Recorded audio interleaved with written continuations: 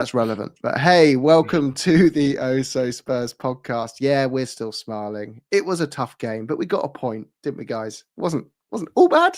Some bad, a little bit of good, but we'll dive into it. And by the way, to go through it all, just to set the scene with the crew, we got Stu, who many of you will know as a regular, but today he is in Burnley, not in Dubai. How are you, Stu? I'm good. I'm enjoying the lovely sunny weather in Lancashire. Yeah, welcome back, mate. Welcome back. We have JJ, our tactical genius and A-licensed coach. How are you, JJ? I'm good. Thanks, guys. Thanks for joining. And of course, we have Joe. How are you, sir? Wide awake, feeling great. Yeah, it's 8 a.m. for you, isn't it? And you were up at 3 watching the game? When the game finished, it was 3, yeah. So a couple of hours sleep. The baby didn't help either this morning. He wanted to build Legos on my head. So, yeah, ready to go. Selfish little things, aren't they? Selfish little things. We've all been through that journey. But anyway, we're talking about a different journey, Tottenham's journey. Yeah, I think this game was one where, once again, you see big names returning to the squad, and it can't help but let that significantly raise your expectations, hopes, and dreams of the game. Is that a little bit dramatic, Stu? I don't know. Yeah, I mean, I think a lot of people did. I think a lot of people have got tired of the excuse of injuries, even though it's not an excuse, it's reality. And so the fact that big name players are back at the starters, it's like, okay, no more excuses, without taking into account, and I'm sure JJ will be able to go into more detail on that, of the fact that just because players are back on the field doesn't mean they're match fit. You know, it's going to take time for them to get back up to speed. So yes, it's still an excuse, in my opinion.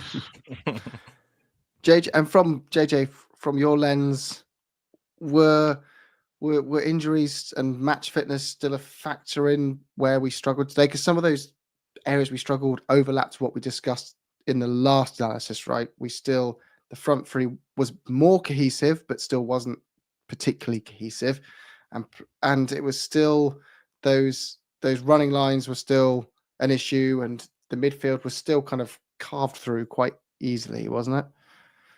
Yeah, definitely. There are still system issues, and we can talk about what that is, why that is, and if it's personnel or if it's the system itself. But definitely there's this expectation that players coming back is immediately just going to go back to everybody being at 100%, and the rhythm will be there, and they'll all go back to playing the way that we would be if those players had a run. But it's not going to happen. You saw it from minute one. Players looking rusty, and making mistakes off the bat, and players definitely look like they hadn't played together as a unit in a competitive game with a really high energy team running at them. So it definitely had an effect. It wasn't fluid, it wasn't great, and there's definitely players coming back played a big role. And Joe, even though it was 3 a.m. and you probably had very red, bleary eyes at the time, what did it look like from your perspective? I think there was so many different things that happened in that game, in the sense of you could put it down to that we were bad, you could put it down to mistakes, you could put it down to lack of confidence, it seemed like at times, cohesion. I think every single thing that could go wrong happened at different moments. But there was also some moments sort of late in the second half where before we conceded, that we were actually pretty good as well. So I think there's a lot of different things that happened in that game. I don't want to start with the negative, but let's start with a little positive, if you can call it positive. We weren't hemmed in for 20, 30 minutes like we have been in previous games. It was maybe a 5-minute spell, and then Spurs seemed to find a little bit more structure in the game. But what concerned me the most was, as soon as Porro misplaced that pass, if I could have had a magic, I don't know if you've seen St. Bernard's Watch. It was like a child's TV series, but this guy had a magic stopwatch, and he pressed the button, time would stop, and he'd go do crazy things. So he'd have an exam, and he'd go get all the answers and then come back and always have all that kind of stuff. But if it was Spurs, I'd have stopped time and gone and taken out another mortgage and placed it all on Bournemouth scoring within 15 seconds of that moment. And lo and behold, it's always like, why does it always feel like in that counter-attacking moment, their players deliver world-class moments. Because it can't be a coincidence that amazing cross, it was a beautiful cross as well, to be fair, to Bournemouth. But why is it always, we must be giving them the opportunity to play so well. I don't know if anyone's got an answer to that, because it's kind of a rant more than a question or frustration. I would just say it's also highlighted, correct me if I'm wrong, but I think the disallowed goal and their second goal both came from opportunities at the other end where we had a chance to score literally like 10, 15 seconds before. So it just seemed to be on repeat constantly. We'd miss a great chance or we'd screw up and immediately, boom. JJ, did you have any thoughts on it from a tactical side? Is that a midfield again? Is it the midfield that guys, leaves I mean, that space? what I would say to that, sorry, is we do lack cover and balance, right? So these are really boring coaching terms, and they're kind of like 101 first day of your first coaching license, not Premier League level. But if you take the first goal as an example, it's a terrible ball. Porro, he had a really difficult game. He didn't cover himself in glory, either going forward or going backwards. It's a terrible ball, cut out very easily. Kirkes then has the entirety of the left-hand channel to run at, which means there is absolutely no cover. If your fullback is up there and there's nobody else, which means your 6 is somewhere else, your 8s are running up, your 10's trying to get up with the play, nobody is providing any kind of cover. So Kirkes can go an extraordinary distance with the ball completely unchallenged, and then he decides to deliver a worldie of a cross, but he delivers it from really, really deep, so it can be seen coming over. Danzo gets himself underneath the ball, doesn't cover himself in glory, and sadly Jed Spence just has he has a poor moment. It's basic fullback play. He's on the right side of the attacker and he just lets him go. The attacker wants it more and gets on his blind side, gets in behind him. It's just poor play. It should have been very easy to cut that goal out, but definitely in terms of the system and the setup, you've got to ask questions as to why somebody would have the entirety of the left-hand side of the pitch to run down with nobody challenging and nobody kind of fronting up and slowing them down. Joe, do you put it down to is it personnel, or is there a point where we need to be saying I know we're like big advocates of Ange on the whole, right?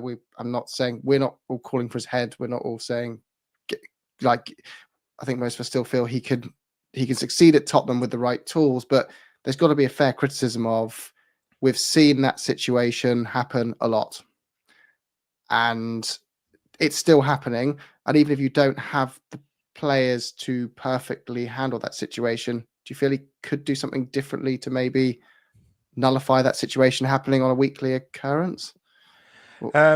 Possibly. I mean, the players' ability to pass is, if you put them in isolation and ask them to make those passes in training, all of them can do it with ease, the ones that are misplacing. So there's got to be something that's going wrong there. JJ, you could probably tell me if I'm misreading this, but it seems when we're playing, we're actually trying to spread out. Like we have the ball and we're trying to spread our players out a fair bit and make sort of medium passes rather than the short passes. So it when we turn it over, there's a big distance between our players all the time, and that's why it's easy for teams to counter on us.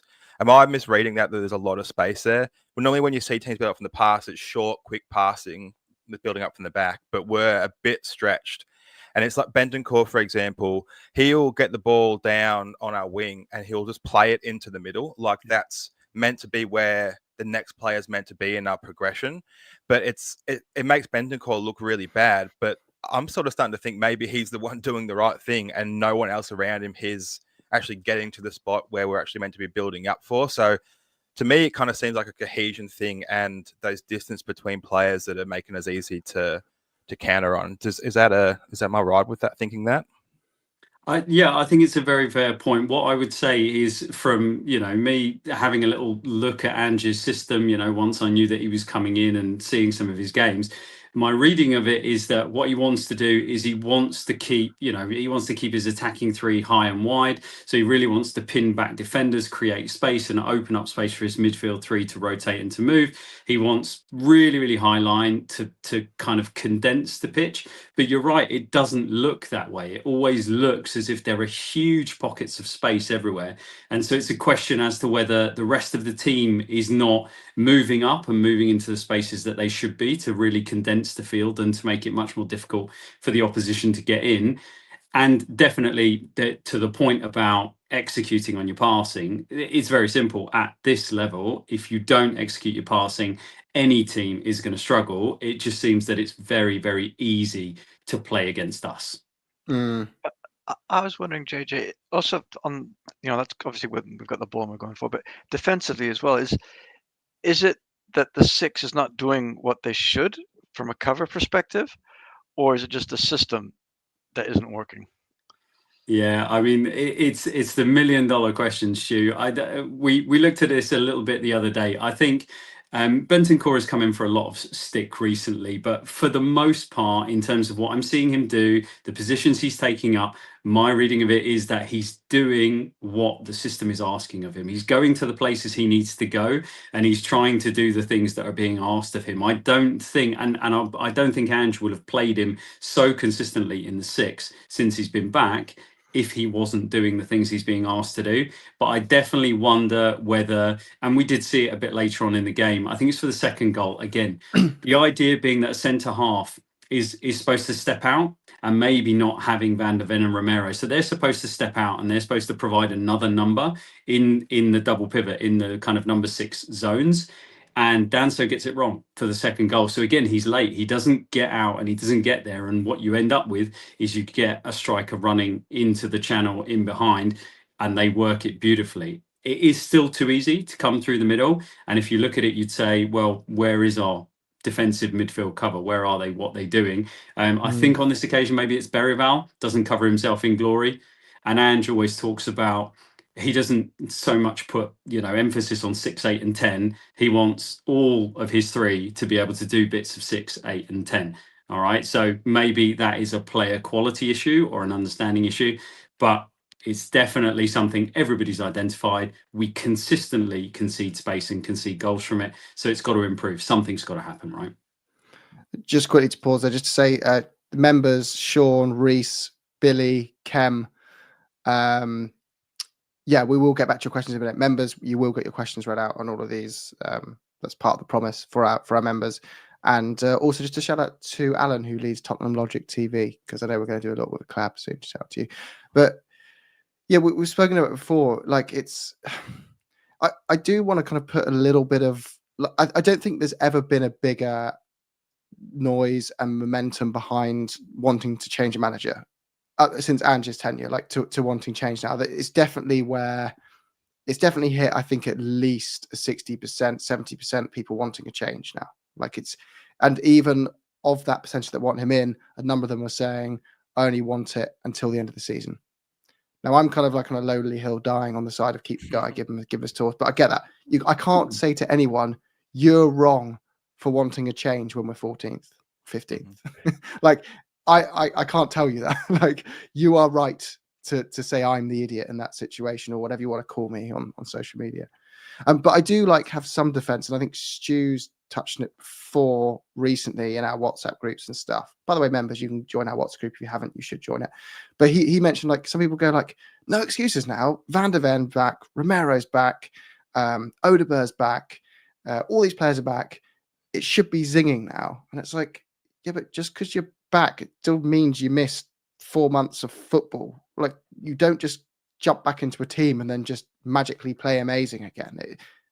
They've missed what those Bournemouth players have been doing for the last 4 or 5 months. They've missed all that match fitness, and match fitness doesn't mean your hamstrings are stronger because you're fitter. Match fitness equally means I'm aware where my teammates are going to be. I've practiced playing under pressure regularly this season. I'm aware of the pattern. I'm aware of the system, all those kind of things. A lot of these players have come back, and you speak about a lot, JJ, and it makes me think about it differently, where it's as well, the manager can be telling these players what to do, but they might not be able to might not be executing it yet. And some aren't executing because they're not good enough. And that's kind of on the manager in the way that you're telling players to do things they're not capable of doing. But some are just going to take longer than others to get there. And some of them only had 5 minutes to get there. Like, to me, Odegaard was significantly better today than he was last week. Burival every week gets a little bit better. We can't expect Romero was crap for 10 minutes and everyone was jumping on him. Like, give the guy more than literally 10 minutes to get good again. Like, you got to give this guy a couple of months, surely. But these guys have all been thrown into a situation where we don't have time or patience left as fans. We're drained. So it just meets this perfect storm of an atmosphere which isn't encouraging for the players or helpful in that sense, but it's also understandable why we'd feel that way, because it's kind of just a bigger picture here. And it's just this horrible like storm we're in of just negativity as a result. And also that other teams are just better, right? The gap between the Championship and 17th is bigger than it's ever been before. Teams go down more often, but the gap between like 15th and 1st is smaller than it's ever been before. And if you look at the results of an average game weekend now, 90% are decided by one goal. Like, the margins are tiny. Gone are the old Barclays days where it's like 5-1, 4-1, 6-1, 3-1, 3-0. They're gone. It's all like 1-0, 1-1, 1-0, 1-1, 3-2, 1-0. It's everything's so tightly contested. I think we sometimes look at it, we go, oh, Bournemouth, and we almost laugh out loud, and then we're like, huh? They're pretty good. They can't be good. We must just be really, really bad. But there's no other explanation except us being really bad. And we don't credit. We want to say they're trash and don't want to credit them, but we also want their manager, like the same people in our fan base. You're like, you've got to have both. You've got to say he is really good manager, and that's why he's stopping Spurs playing well. If that's why you want him, you can't just be like, Spurs was so bad they couldn't even beat this guy, and then want that guy as your manager. Does that make sense? That rant. Anyway, do you guys think you got the lineup right? Because that was another debate, and I think Stu, we've got differentiating. So we'll start with you, Stu. You think he should have started Maddison, right, in that game? Yeah, not necessarily Maddison, either Maddison or Bergvall. So I thought he got the midfield wrong against AZ. I thought he went. I don't like Bergvall and Maddison. I thought it was too light, and I thought today he went too much for kind of the more kind of defensive and no creativity. So rather than Sarr, Bentico, and Biss, I'd have had Bergvall or Maddison instead of one of those. JJ and Joe, would you agree? Would you have done something differently with the lineup? It's hard at the moment because we're in that stage of players coming back from injury. So I don't really want to comment on who should start because of fitness levels and rotation needed. But I actually didn't think Sarr was too bad in that first half. But when the ball we transitioned into him, there was a lot of space in the midfield through that the whole game, and he was able to actually bring that ball in and keep it moving and switch it to the other side to give Odegaard a chance to dribble at them. So, I mean, Biss seems to be, I don't know what's going on with him anyway. Yeah, I don't know about the lineups just because of the injury levels we've had and the fitness levels and having games coming up and that kind of stuff. It's hard to say what's the best one. And again, I think all these players are capable of doing it. It's just a confidence thing, it seems like now. The losing confidence. Ange mentioned in the press conference after that the atmosphere seemed sort of tense, and it felt like that even on the TV. The atmosphere feels tense. And if we go into the next game, basically a knockout game for us with that same atmosphere, it's going to be hard. But I mean, it's not on an individual at the stadium to go like, yeah, I'm going to sing a bit louder and do that. You can't. It's a collective of 60,000 people, and the tense, what's riding on it is creating the tense atmosphere. And I think that's coming out on the players now because we're not good at home at the moment. We're terrible at home, and there's got to be potentially a reason that they've got so much anxiety about playing with all this stuff in the crowd, with sort of the hatred towards Ange, the hatred towards the board, I mean, imagine being Brennan Johnson, having all these people just tell you how shit you are, and then you've got to go out and play in front of these people all the time. Like, why would you be confident? Why would you be going out there? And Ange, for example, may not last past next summer, but he is going to last the rest of the year because there's no one else to bring in right now. So being all super negative on top of it's not going to help the rest of the year. Because these day and age, everyone has social media. It trickles down into the players, even if they're not on it. Someone sends them stuff. Someone will WhatsApp them this. Oh, someone said this. Roy Keane said this about your medicine, sort of thing. And like it trickles down, and I just don't know if it's going to help us for the rest of the year. Just being super negative. You can be Ange out, and I understand why you want to be that way, but it's just I don't think it helps calling him names and just being vile and stuff like that. And if we want the teams to succeed this year and have a decent year, maybe we should be actually super supportive and support the team like we say we are. But you can still be Ange out and do that, I think.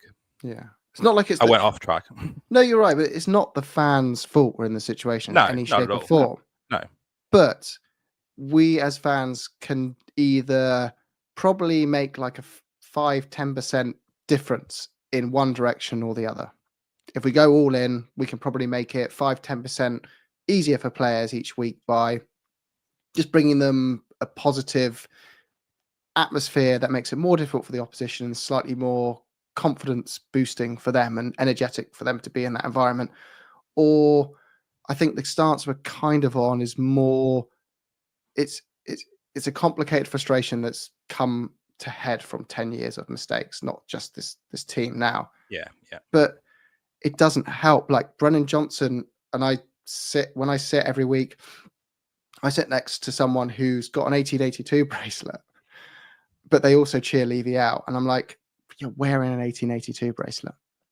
Like, do you not see the kind of and then they're saying that they're always going about Brennan Johnson. Always. I'm like, I get it. You don't like him. And I can see why lots of people don't like him, because he doesn't take his man on. He doesn't supposedly track back. All these kind of things that are frustrating to watch. But he's still scored 15 goal. He's still 15 goal contributions or 20, something like 15 goal contributions. Yeah. He's not the problem. And calling him out when I'm close up to the pitch where he could probably just about like hear you, or you could be a part of that, and calling him not just saying like, I don't like you, Brennan. It's like, you are like, it's a real vile, like words that you would not say to a mate, a family member, or even someone you don't like. You wouldn't say it to them in public. So why are you yelling at them? Like that's not going to make Brennan Johnson think, damn, that guy thinks I'm an arsehole. So if I suddenly play better, it will make him happy. So I better get my head down and make him happy. It's just the complete opposite of that. It might drain their confidence more when they're also low on confidence. I just miss the days where we all stood up and just said, come on, you Spurs. Yeah. When we were 1-0, 2-0 down, and like at the, like, yeah, you do your protests around the game and say your stuff, whatever, but with your mates at the pub, but you don't drag the players into that negativity. It's not their fault if they're not good enough. We sign them. All we can ask them to do is them to try their hardest. If they do that, I don't get what else we can expect of them, really. And I would suggest that a side that came back from being down 2-0 should deserve a little bit more credit. We're always going about, the players, a lot of people on social media are saying the players are giving up on Ange. The players are all rubbish. It would have been very easy for them to just drop their heads, and we could have lost that 3 or 4-0. But we came back, with fortuitous as it may have been, but we came back and got a point out of this. And imagine it being the other way. Sky would be going about how Spursy it was. Yeah. Sean had a question, JJ. Yes, we will. Sorry, someone just said, can you stop talking about the fans? I agree. And we're not calling out the fans. Fans are great. We've got great away support, all that stuff. We are fans. We are one of them. We're just... Anyway, Sean says, would love JJ's take on our goal kick routine today. We kept getting pinned back, and surely there's a solution of... But JJ, I thought Vicario was mixing it up a bit more today, but still maybe it was a little too much on the short front. But I saw a lot more long balls in dangerous... Maybe that was just me looking for positives. What did you make of it? Yeah, it's an interesting point, and I think what people are referring to is we are susceptible to teams at the minute who high press, right? And we're not great at playing out against it. And so that is effectively inviting on, especially a team like Bournemouth, it's inviting on one of their strengths to an area that we're not yet very good at. And so it can, really cause us issues. What I would say about it is, I don't, again, it's one of these things. If this is the system and this is the way the manager wants the team to play, then that is it. So we look at it through the lens of what could we do to make it work? How could we do it better? So you could just say, look, I don't like it. I don't like that it puts us under pressure. It looks, it makes me nervous. The players look nervous, and therefore it's not for me. And that's absolutely fair. What I would say is when it works, and I think we did a video about this, Jim. When it works, it's absolutely brilliant, and it's so difficult to defend against. So if you can do it and you can get out, you will be creating large amounts of space, and you will be incredibly dangerous to the opposition. That's why managers do it. It's not only Ange who does it. Loads of managers do this, and at different level teams as well. It's not like it's only Pep who does it at Man City. Brighton have used it to great effect. Loads of teams across Europe use it as well. So it's a tactic and it's a system that works, okay, and it has value, and therefore Iriola did it against us, right? Yeah, so Bournemouth have used it as well. They are arguably a little bit more pragmatic. They will switch to the longer move out, or the clip ball out to a fullback or a wide midfielder a bit earlier than we will. I definitely think there's some validity in identifying when to do it. I feel like it's a little bit by rote. It's almost like, right, we've just conceded a chance where we're on scramble defence, and the ball goes out of play. Vicario runs over, he grabs it from the ball boy or girl, sticks it on the line, and then quickly knocks it to a centre half. I'm not quite sure that, because we're not good enough at playing it, and it doesn't feel like it's totally ingrained, and we certainly haven't had our first team out there playing and doing it together for a period of time. I just feel that sometimes we need to identify that maybe this is not the moment to do it. Just have a look at where the opposition is, look at how they're set, and just think, this isn't the one. And that is not sacrificing Ange's ethos and doing something different. It's identifying that this is not the moment to do this. You can still be super positive, super hard running, and super attacking, but in a different way. And you can just clip the ball out and over to an inverted fullback, or out to. We do it really well when Decky plays, if he plays on the right hand side. So we might knock the ball out wider to the wing. But I do feel, I genuinely feel some of the frustration that fans have about, should we be doing this every single time? And I don't think we should. We should identify it better. But the simple fact is that it's a system that works. And therefore, if this is what the manager wants, we've got to be better at doing it. I think we can all, I just saw 3 or 4 times where I thought, thank God he actually hit it long that time. But there was definitely many times where you just saw like Romero just like completely pinned in with like 4 players pressing him. And you're like, why did you pass the ball to him there? You could see it was swamped. Just don't put them in that situation. Just go a bit longer. But it is, I guess that comes with experience, does it? And a question back is, I felt like Bournemouth played exactly, from a pressing perspective, what stereotypically I expect us to do. And it was weird. I just didn't. I was thinking, wow, they're really swamping us. They're putting under us massive pressure. But for about 2 months now, I just haven't seen us play that way. And I kind of watched them thinking, damn, you're playing Ange ball. Like when you're on the front foot press, I miss that. Where's it gone? I want it back. Is it just fatigue, guys? Is it like what's caused us to lose the? Because people say we haven't changed. I think if you played Chelsea last year, 9 men, halfway line, Tottenham match, and then you played us now in a Premier League game and watch the games, you go, wow, are they managed by the same person? It's very different levels of intensity and very different approach, isn't it? Or am I just the only one seeing that? It's funny that you say the high line thing compared to today, because we did sit on the halfway line for a lot of the time with our back line. But I think you're right. It has changed. I'm just being silly with that one. It has changed a lot. I don't know. Maybe it's fatigue. I think, JJ, you mentioned in one of the episodes you did about us Aston Villa game, the FA Cup, and Mikey Moore's pressing lines, the way he was running.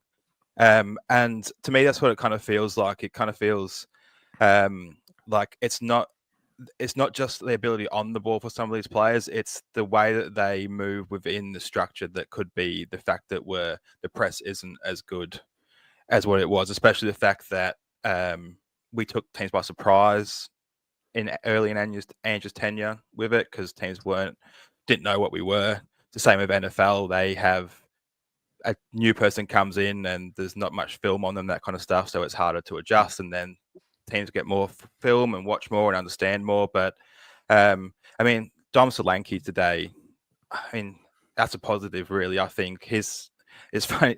Again, another thing you mentioned, JJ, with Tal's ability to hold the ball up, it just sticks to Solanke's foot. He's sprinting at the ball and someone's passing hard, and the way he can take that ball and keep it going for us is unbelievable. But yeah, JJ, what do you reckon? Am I right with the running lines and the way that we're pressing and experience and that kind of stuff? Yeah, definitely. And I definitely think this is part of not having your first choice 11 to 14, 15 players available to consistently do it week on week. And you would want to have the best players for the system out there doing it, and then your changes being able to come in and to keep the energy up. Because again, that's what Andrew wants. He wants his starting 11 to go out there, give him 60 or so minutes of really, really high intensity. So to your point, Jim, about pressing the way that Bournemouth did really well today to us, and then he wants to make changes between 60 and 70 minutes to keep that intensity and keep doing it. And there is a drop off in the quality of the running and the way that people are pressing.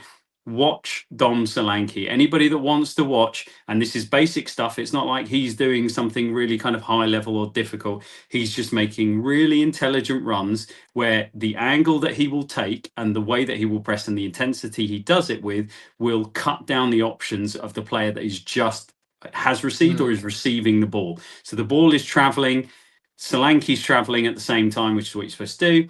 And he will run an angle or a curve or a line that says to that player, your options are over, let's say, over there. Okay, you're not doing anything over here because I'm coming in from this side. And then what that allows the rest of your team to do is set. Okay, so the rest of your team can then react to that, and they can all set on the right side and coming in the right places to affect. Earlier this season, if you want to watch it back, watch some of the highlights, even in games where we lost, like Newcastle, and other games where we were inconsistent, but we thought, oh, there's something there. The amount of times we were managing to rotate teams into a position and then pinch the ball off them while they were trying to play out. Even Maddison getting a toe in, pinching the ball, nicking the ball. And this is down to having really, really good running lines and angles. And we're not doing that at the moment. And that might come back with first teamers coming back. But certainly it's not of the standard it was earlier in the season. No. And it's a big shit. Well, there's also rumours just leaking now, by the way, that Danso's done his hamstring. I'll be out for a while, which is gutting. It just feels like you can't catch a break sometimes with, Romero and Van der Ven return. You think, great. And we start to rotate and we start to think we can avoid these injuries. And now we're going, we were in a position where we're like, we can now start putting Archie Gray in midfield in training and start working towards the idea of him playing as a 6. And then you go, actually, now Danso's out. He is our only backup centre-back fit, so we can't put that risk on him in training. Therefore, he's not going to play in a 6. And Spurs fans go, why is he not playing as a 6? Because we're frustrated and we want to see him there because we need a 6 so badly, and Archie Gray's sitting right there. But because we can't redline Van der Ven and Romero, so he's going to have to play at centre-back. So it's just the bad luck there is. Anyway, it is what it is. Howard, shout out to you as well, my friend. Good to hear from you as always. I won't read your comment because we've just been through the supporters stuff. But I agree with you. Supporters are supporters. We should be there to support. Do you guys agree on this? A lot of people ask for Iriola as an option, but isn't it just like kind of bit too simple? There's a pro and a con, right? You're buying players, and I don't want to get rid of Ange, by the way. I'm not saying this if you're watching, but understandably some people do. So their argument is he fits a similar playing style, so you're not rebuilding the whole squad. But then some would say, if you didn't like this playing, if you think this is not pragmatic enough, you're not going to get more pragmatic with Areola. What do you guys make of the links with him? I somewhat agree with that comment. I think seemingly watching that game, and I watched their game before, obviously they played Brighton, and their midfield is fairly open too, like ours is. So that wouldn't change. The really only difference to me is that they do play longer passes than we do on average. If you look at the FB ref stats, they're up there with that. He might actually be better with us because their finishing isn't great.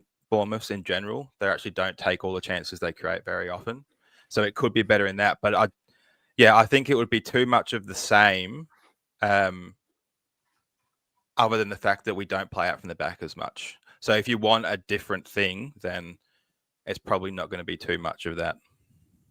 Also, can we just pause as well and just be like, it's not that, like, I feel like the last couple of results were made out to be disasters. And like I know it's manner of defeat, all that stuff, but 1-0 defeat away in Europe with the home leg next isn't that bad. And I think, Stu, who watches Eredivisie, because he lived in Holland and he follows a Dutch team as his, you're allowed to have other teams, other leagues you like. I'm just going to say that. Stu has one in Holland, and so he watches the division, right? And he was saying, like, I know you look at PSV and see Arsenal pump them 7-1, and you say, AZ are 6th. But PSV are on a massive nosedive in form. They lost to a team called Go Eagles twice in a week before. And I bet you're Googling Go Eagles now because you don't even know them. So, yeah, they lost to them twice over 2 legs. Whereas AZ started the season poorly, but have been on a really good run of form the last 5 or 6 games. And they haven't lost a home game in Europe in 17 matches. So it's kind of a way of 1-0 defeat isn't a disaster. Our lack of patterns in the front three and lack of opportunities we created were a disaster. But the result was not a disaster. We defended pretty well in that game. And similar to Bournemouth, like, they are 6th for a reason. They are really good. They did pump Newcastle recently as well, and didn't they get a draw against Chelsea? They're doing pretty damn well in the league for a reason. Like, they're fighting for 4th, right? They're fighting Man City for a spot. So I just miss. We were 2-0 down and we came back to 2-2. That's not that bad. That's actually, it's all right considered where we are on the table. We are the worst team on the pitch that day, and we came away with a point. It's not a disaster, is it? Yeah. What are you going to say? Go on, sorry. I was going to say, I think going back to the managers, like, I saw someone today speaking about Farioli, the Ajax manager, and the highlight of this is someone we should be targeting. And just the other day, I was talking to a Dutch friend of mine, Ajax fan, and he was complaining. Obviously, he's happy that Ajax is back at the top after a couple of years, but he's also saying he's far too pragmatic to be an Ajax manager. So it's right, he'll win the title, but when he leaves, it's not the end of the world. We can get someone that plays our style. So as soon as he said that to me, I was thinking, this is someone, as soon as he gets to us, starts being a bit more pragmatic, and then all of a sudden fans are going to be moaning about that, like they were with Nuno, like they were with you name it. I just think it's far too easy to jump on the flavor of the month. If we're going to go for flavor of the month, we should go for Glasner. He's Palace at the number 1 side in 2025 in the Premier League. Also, JJ, as a coach, like, if you are hired by Spurs tomorrow, probably a dream. Just imagine it happens. Ange rings you up and goes, "Look, JJ, I need you to sort this, mate. Can't figure out why Pedro's left on the back post every freaking time, mate. Seen the YouTube channel, you're great. You know how to fix me." You're still, just because you've got a qualification and you're working in the Premier League doesn't mean you're not learning and you're not perfect. So, like, I think sometimes we hire coaches, managers, and players, and we go like, "Got you, fix it." And they're like, "Okay, I'll try, but give me some time here." I'm also like, I think I know how to do it, but if I'm wrong, I'm gonna have to adapt and change and figure some things out, and it's gonna take time. But with everyone through this process, I think there's a bit of lack of forgiveness there. It's been through such a turmoil amount of change since we lost Harry Kane, and Heung-min Son is 30-something-year-old Heung-min Son and not 25-year-old Heung-min Son. When you lose 40 goals out of your team between those two players, it is a big shift. It is a big change. You're moving from 6 years from one philosophy to another. You've got new coaching staff, everything. Everyone's trying to figure it out. And there's just no forgiveness for that. It's just like, just get rid of them and bring in someone else who can bring the instant answer. It's like, they're figuring it out too. They've just figured it out for their club. They're going to have to come in here and figure it out for our club with a completely different group of players and a completely different structure with different expectations. So it isn't as simple as that. Milton, good to see you, mate. We will read yours out, even though you're not a member, because you are a good man and a legend. So we'll read it out there, mate. Drewzilla, big up panel. You can't get back months of match fitness in a couple of weeks. Yes, quite agree. Yeah, and great to see you, Drew, as always. Yeah, but the issue is, guys, it is the lack of cohesiveness. Oh, Johnny, just landed back from the game. People don't know Johnny. He flies every week from Dublin, season ticket holder, and obviously a regular on the show, one of the originals. How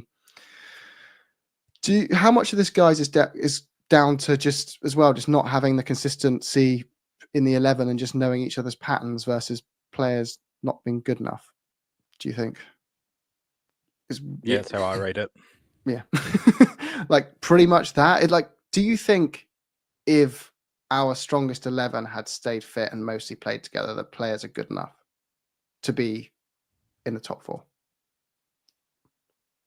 Well, yeah, I mean, a lot of them have been in the top 4 before, haven't they? I mean, but it's a different league. It's different now.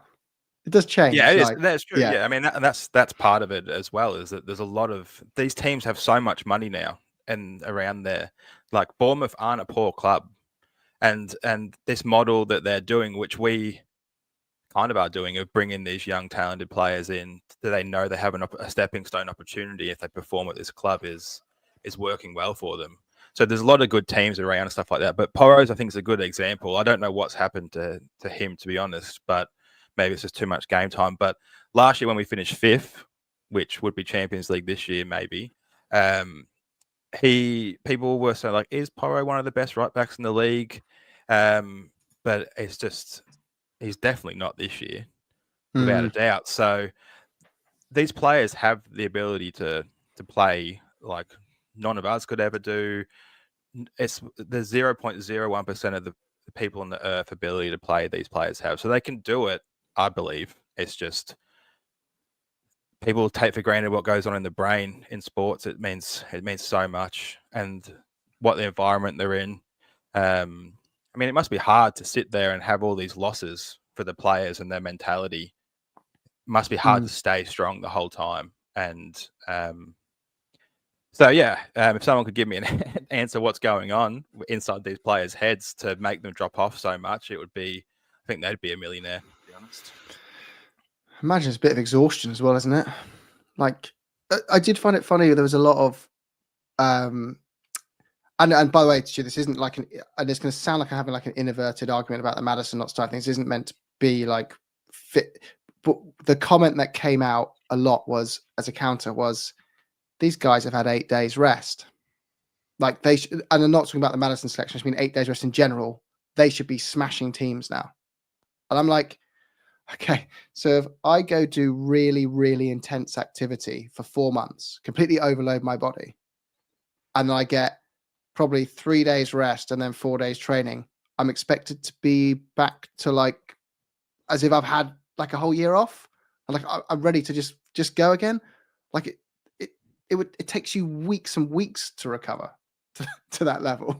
Like it's not like and it's not just the physical exhaustion, it's the mental exhaustion. And they've spoken about it before, footballers. People don't realize what it's like to go from being in a stadium to then 20 minutes later being in a hotel room, in a silent room, staring at a ceiling. You're not allowed to drink, obviously smoke, do anything to basically artificially bring your emotions down, like us, day-to-day people would do. You're just there being given a salad, and you've like told your alarm's going to go off this time and to go again. You're just there and pure like get your 8 hours, go. Like the level of like just not getting a break and not getting the wind down. And these guys normally like, gotta go see my family. I haven't seen them in 3 days. And I've got a baby at home. Like they're absolutely rinsed. Like they're completely on their knees mentally and physically. And then we just expect them to go and go and go and go and go. I think it's understandable that some of them, given this way this season's gone, are just absolutely just in need of a pretty long holiday right now. And some maybe even a fresh start. And I think I put Basuma in that camp, and I put Bentancur, who's just been to do your ACL, to have those suspensions, to have another major injury, to then knock yourself out on the ground. I think the guy just must be thinking, like, can I just start somewhere new with a fresh break? Because this has just been ridiculous. A shout out to Kem. He's a season ticket holder. I think it's 40 years, Kem. Very well-mannered, calm, and philosophical take on Spurs, despite our situation. Agree with you there, Kem. Level-headed point, as always. Right. Sean the Gooner Slayer, big shout out to you, mate, as always. At it again, Sean. Shawnee keeps the show going with another €10 donation. You need to start crediting your wife with these donations, though, because it is her Beyonce's credit card, as you say. No, but thank you, seriously, Sean. Thank you so much. And we are going to, by the way, in our Q&A, we're going to start putting your members' videos. So, Sean, your one will be up there, and I won't spoil what it is. It was brilliant. It was brilliant. We'll put the videos the members are sending in. If you want to be a member and send in video questions or audio questions that we will play live on the show and read out and answer, you can sign up on YouTube here, and then you'll get a link to a WhatsApp group you can join with us, and you can put them in there. Guys, Saar was an interesting one. Someone raised a good question. Has he plateaued? Like, he was on a fast trajectory. Has he plateaued, or are we being a bit harsh on him? We probably saw the jump early in that young player. That sort of, I mean, everyone will progress at different rates, and we probably saw that him coming in from Metz, was it? And then he jumped quickly, and so instead of just going like this, he's just gone bang and then like this. So he might go bang again. I think he has tools there to do that. It's just, I think you're right. He probably has plateaued, but I don't necessarily think it's a bad thing in terms of long-term development for him. I put it out there to JJ Morris. Looking at the entire midfield, has anyone kicked on in the last 12 months? I think it's a good point. But there's a couple of obvious examples. So Berrival is playing out of his young skin at the moment. So whether you credit Ange and the coaching staff, or whether you credit Berrival for just taking it upon himself, he's been absolutely incredible. Saar is a really interesting question. He, for me, I could absolutely envisage him being the perfect all-action 6, simply because I think he sees himself more as an 8. But I've always wondered about his pass completion, and it's not his technical ability. He's got great technical ability, but he can be a bit sloppy with the ball. The ball can get away from him. He concedes possession sometimes in difficult moments, and he doesn't complete all his passes, even quite simple ones sometimes. And if you're going to be an all-action 8, you can't afford to do that, because you're going to be making high-risk passes and getting into advanced positions. Whereas I actually think he'd make a great all-action 6. He never plays that. He never plays that position. He's clearly not trusted by coaching staff to do that, and he hasn't been previously either. I think you could definitely argue he's plateaued. Does the system not suit him? I think there's a strong shout for this rotating midfield 3 being a system that he will have never seen before. He will have never played in. And does it suit him? Possibly not. He might be the kind of player whose physicality comes to the fore with a real structure around him. So if you've got a really structured 4-2-3-1 or a 4-3-3, and he can play within that, I think you could see a player who really would excel, and he really would take forward, because he'll be playing systems he's more familiar with, and he'll be playing with a lot more solidity, whereas there's a lot more chaos in Ange's system by the nature of the system. It's meant to be there. So I do wonder whether it suits him. But he himself has got to look at himself. He's got to be more clean and tidy with the football, and that is definitely on him. That is on him to work on, and him to be a bit better with as well. He's a really, really talented individual. And when we initially signed him and left him on loan at Metz, I just remember seeing videos of him hammering the ball in from 25 and 30 yards every other week. And I thought to myself, I cannot wait for that guy to come. And then, we don't quite see that side of his game, even though he's scored a couple of goals and he scored from outside the box this season.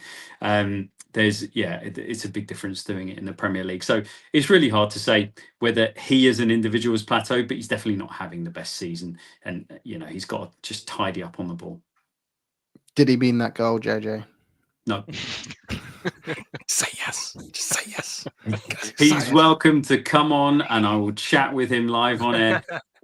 Pap, if you meant that, look me in the eye and tell me you meant it, because I know and you know that you didn't mean I it. know you meant it. He Pat. generally looked to the left to where he was going to cross the ball Yeah. to before he hit it. That's just how What good is he is. it? It's like the Ronaldinho look the other way Yeah, kind of true. cross, isn't it? He was fooling the keeper with the eyes. Oh, no, it was. What was weird about the game was I felt like Saar scored by an accident with a cross, but we did have 2 or 3 chances where and this is where XG is. And Stu, you said the XG because it's a stark. It was stark XG, right? Because I think it was 2.9 for Bournemouth and like 1 for Tottenham. It was roughly like a 3-to-1 ratio against us. But what's frustrating about XG is double actually. Okay, but it wasn't good for 1.52 to 2.74. Yes. Okay, Yeah. so not good for Go on. But I was just say, if you look at the actual XG of open play, it was a lot more stark because obviously the penalty. The penalty, yeah. But this is where, like, and this isn't like something being like XG. So XG is, to me, XG is like there's different stats and that epitomize like how your odds of winning a game and how well you played. And like there used to be possession, and then people realized that actually that doesn't really work. It's actually about chances. And then it became about shots. Then it became about shots on target. Then it became about clear-cut chances. And the level up from that is now XG. It's kind of saying like how many of your shots should have equated to goals, basically, is what it shows. But it's still not perfect because it's how many shots, not how many times you got in good positions. It only counts towards XG if you shoot. And with Spurs, it's so painful to watch because you'll get someone like Sonny in behind the lines and you go, oh, here we go. He's going to take it. No, he's squared it, misplaced the pass, and it's now a counter-attack, and we conceded. So we go from him being able to pull the trigger and give us, just say, a 0.5 XG opportunity to giving away a 0.5 XG opportunity by not shooting. And it seems to happen so much of us. It's that decision-making in the box. And I guess, JJ, we keep throwing questions at you here, but do you need to rely on players to make those decisions themselves, or do you need to teach them to make those correct decisions? Because we get it wrong a lot. Yeah, so the two bits. I mean, don't get me going on XG. So XG, depending on which company you use and things like that. Remember, XG is a subjective measure. Okay, so it's set up but it's got its own parameters. So the different way it's worked out will give you different numbers. So XG is by no means the be all and end all. And you're absolutely right in terms of was it the Sonny chance where he cuts inside, beats 2, and Tavernier gets a really good set of studs to it and puts it onto the outside of the post.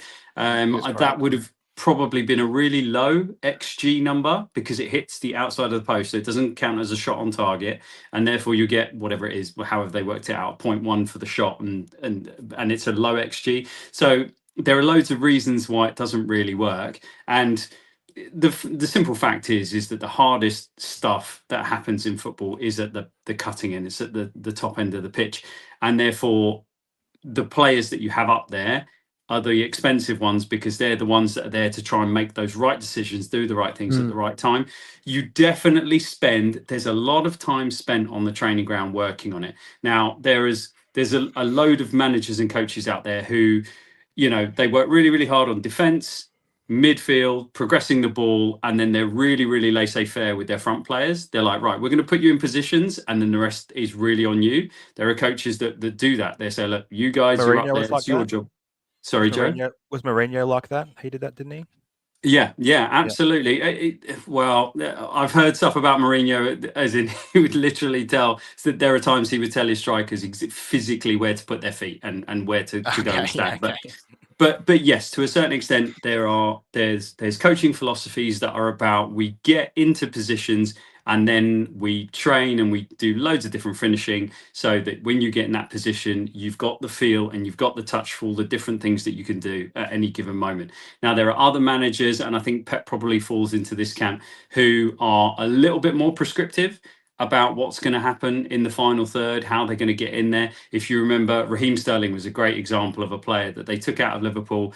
People probably didn't think, oh, how is this going to work? And it was literally, Raheem, you're going to go and stand here, and you're going to arrive here at this time, every single time we find ourselves in these positions, and he will score 20 goals a season, right? So that is work. That has been worked on, and that has been prepared and planned. The quality players do the right thing at the right time, and you've always seen that. They're the ones that make the difference. Just a quick shout out to Hisu, who's our first Legend tier member, by the way. Thank you, Hisu, who's actually in my seat today. So as a member, we give away stuff as well. So we gave away a free ticket to the game, and I couldn't make it this weekend. And Hisu, who has only, I think it was, you'd seen like 6 wins in a row or something. It was a pretty good stat. So we thought, for the good of Spurs, we would put Hisu in my seats to try and increase our odds of winning. And I think it worked, because 2-0 down to 2-2.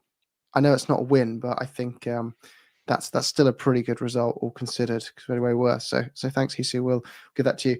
Who is the most played, Poro or Kulu? I don't know the figures top of my head, but they're both pretty close.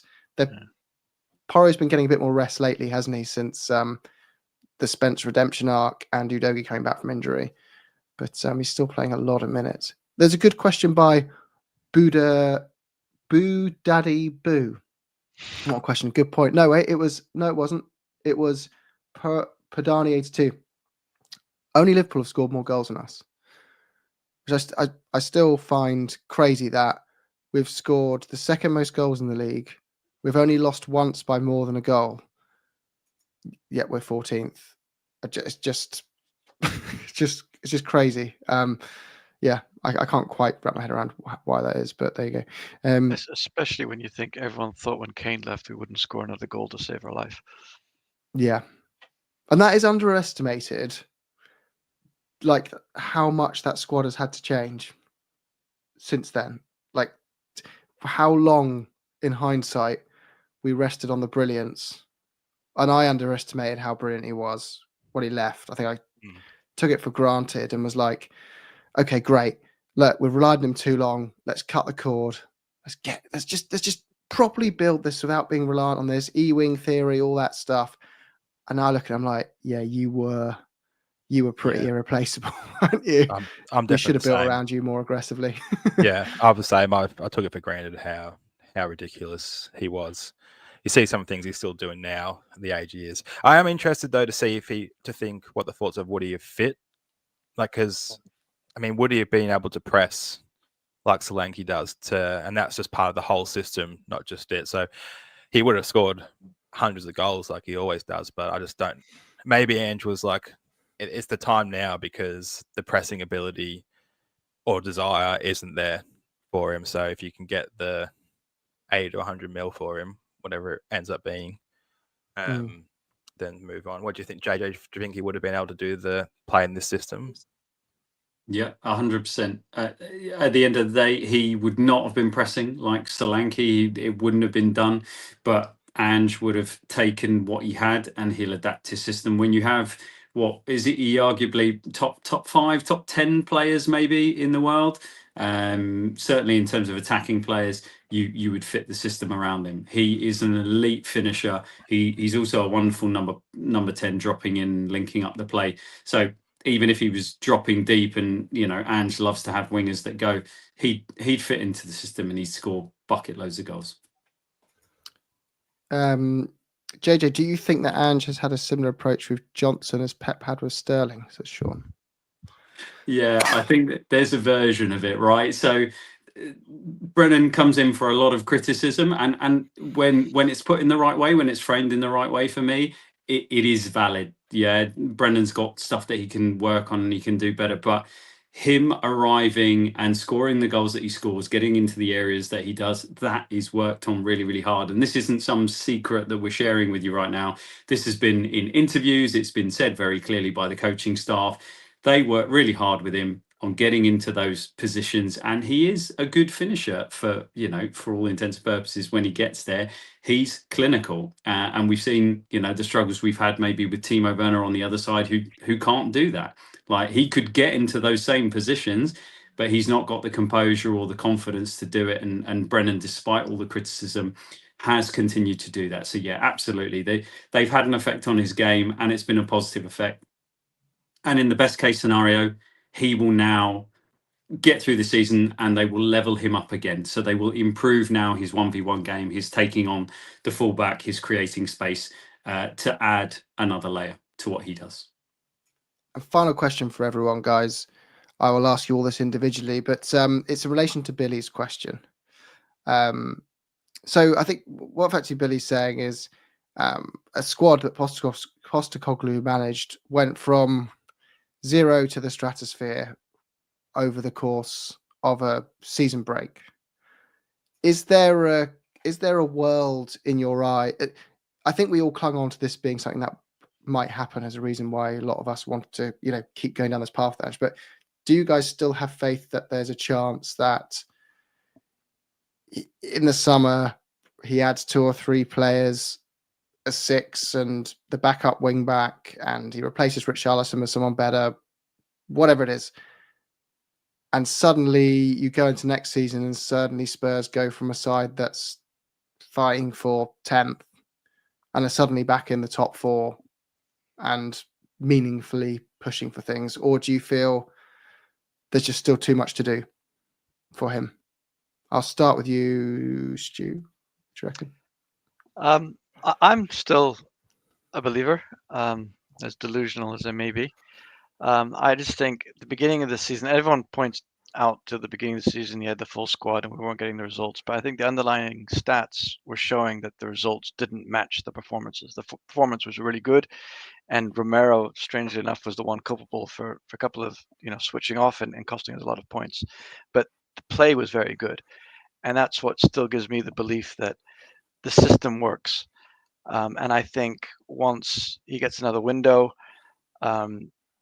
we've brought in a lot of defenders. We've brought in backup keeper. We brought in some wide players that he wanted. What he hasn't really addressed, I think, with some senior players for the midfield. Hopefully he gets that. The backup left back as Udogie hasn't kind of been the Udogie of pre-injury from last season. I still have belief that it can work. I really do think. And I'm desperate for it to work because I can't remember the last time I had a manager that I loved listening to speak so much that I really want it to work for the whole story of Ange, as well as the style of play that we've seen that he can bring. What about you, Joe? Yeah, I still think there's a chance it could work. I think either way, though, if we were, say, for example, we brought in either Robinson from Fulham or Kirkesh from Bournemouth, whichever Liverpool don't want, we'll take the other one. And then say Wharton, for example, I think we'll have a good squad, maybe someone up front or in the forward line as well. So I kind of think it would work with any good manager if we did bring in those players as well. But I do think Ange could work, and Stu, I completely agree. I enjoy listening to him and talk as well. I think he has great leadership skills, and the players still back him even through this. I can't think of a manager that would have this amount of player backing through this turmoil they've been through as well in history. If someone can give some suggestions maybe in the chat of who could have had this much backing. So I do think it can, and there is opportunities there. It needs tweaking in the summer, I think, and those players, I think, do need to come in as well. So, yeah, I would say there's still a chance, whether we get that chance to see it, depending on how the rest of this year goes. But I would be very surprised if we didn't last the end of this season. Just for JJ answers, to round it off, and we all go to bed or start our mornings, depending on where you are in the world. If you're watching this, just copy the link to this video and send it to a Spurs WhatsApp group you're in, or a friend if you enjoy the show, and help us grow. And if you don't want to do that, just hit like, and then YouTube's algorithm does some stuff, or Twitter, just like it, because I know about 200 of you are watching on Twitter right now. Anyway, JJ, what about you? Where's your head at with it? Yeah, I was watching because Jim, we were having a chat about number sixes, and I kind of went back and had a look at some of the highlights of games earlier in the season. So I think Stu, you referenced it where the metrics weren't matching the results that we were getting, and it kind of caught me off guard, and I thought to myself, okay, it does actually work. Like, it can actually work, and even though we weren't picking up the points I think we deserved at the time, it was far more dynamic. It was far more exciting. We were much better going forward. We were much better at progressing the ball. Everything looked a little bit better until obviously we had all of the injuries. So it did feel like we'd taken a step forward in season 2. So if I want to be glass half full about it, I'm kind of thinking of that. I'm thinking, can we get enough players fit and in rhythm? And if we do, we're going to get hopefully enough games by the end of this season to give us a bit of positivity going into the summer. And if we've got that, I think you would say it can work. We're going to need to sign some really good quality players to make it work to that level where we're going to be competing for what everybody wants. But the system can work. The manager's got the players behind him, as Joe rightly said. So if you want to look at it positively, I think it could be really, really exciting. Just to quickly touch on what you mentioned about having a few wins towards the end of the year, did anyone see what Kasper Schmeichel said recently about how they finished the year nearly relegated before they won the league with Leicester, and they went on like a 9-game run? Yep. So they realised in the off season that it could work because of this end of the year before, and then that went on into the year. So if we can finish this year strong, then hopefully that keeps the momentum going. Everyone knows within the club this is going to work, and then we can push on from there. I think it's just, what's the point in going through 80% of the rebuild and then starting again? Like, because I know it's frustrating as fans, we have to be asked to be patient all the time, but like, you got to weigh it up over, like, supporting Tottenham is a lifetime thing, not a thing over like 3 years. And the upside to saying, like, okay, we believe you, manager, your excuses are fair, here's what you need, show us you were right, rather than starting again with someone else and maybe having to have the same conversation in 4 years' time. Like, it just makes sense just to say, like, okay, next season's the year, and if in 6 months we're making the same, I don't think anyone expects Ange to win the league next year. Like, but if we suddenly go, okay, we're top 4, 5, playing consistently now, players continuing to improve still, everyone's getting excited about what the potential of the squad is, great. We've turned a corner and rebuilt post Harry Kane. But even 6 months we're going mid-table, load of injuries, Porro back post, misplacing passes in the final third, blah blah blah. Then yeah, okay, you get it. You got to change things. But I feel it's the wrong moment. Just to dig deep that little bit long. But equally, you cannot blame any fan for being like, enough's enough. We're 12th. Like, Tottenham shouldn't be that low. Like, I know we're not as big as we think we are sometimes, but we shouldn't be 12th, 13th, 14th, like, and be content with it as fans at the same time. There you go. Anyway, we'll wrap up there, guys. It's late. Thank you very much. Lovely to speak to you all. And tomorrow we'll do the standard podcast, the original podcast. So if you're a member, you can send in your questions to us in the WhatsApp group. If you're not a member, you can join to be a member and send us questions for that one. And then Joe's got some exciting content he's building at the moment around the history of Spurs that's going to come up and how football's changed. It'll be a video every day, basically. So if you want to watch a video every day, different kind of content. We've got tactical analysis of JJ and Deej. We've got Joe's special content, the normal pod with all of us, match previews, members only Q&A, and guest interviews. I've got the author of The Price of Football, Done Deal, coming on. Tell us all about what happens in the murky world of football behind the scenes as well, which is quite interesting. Anyway, up the Spurs, everyone. We've got to finish with a quick. We don't get to use this enough. Here we go. Welcome to Oh So Spurs. Calling all Spurs fans from the South Stand, the Shelf, Sydney, Seattle, Spurs, Seoul, everyone. and everywhere in and Tottenham between. Logic. Yes, shout out It's to you, Alan. Oh So Spurs.